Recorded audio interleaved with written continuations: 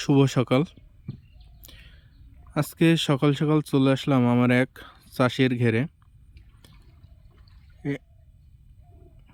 চাষের ঘেরটা 18 বিঘা। এখানে আজকে লবণ প্রয়োগ করা হচ্ছে।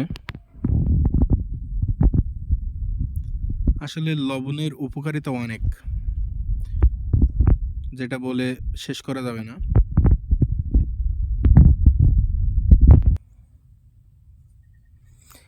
এই যে লবণ 50 কেজি বস্তা। তো যেটা বলছিলাম, লবণের গুণাগুণ।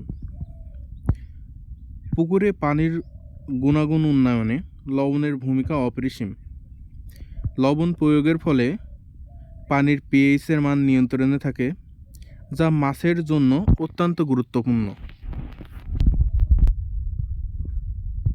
লবণ প্রয়োগের ফলে পানির অক্সিজেন ধারণ ক্ষমতা বৃদ্ধি পায়, ফলে মাছ সহজেই শ্বাস প্রশ্বাস নিতে পারে।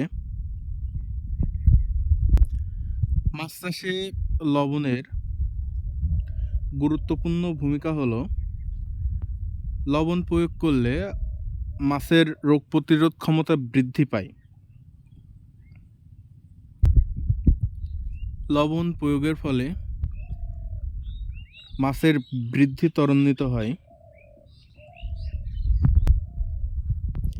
পুকুরের পানি দূষণ নিয়ন্ত্রণে লবণের ভূমিকা উল্লেখযোগ্য।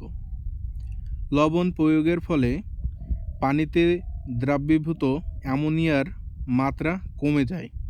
অ্যামোনিয়া মাছের জন্য একটি বিষাক্ত পদার্থ, যা মাছের বৃদ্ধি ব্যাহত করে।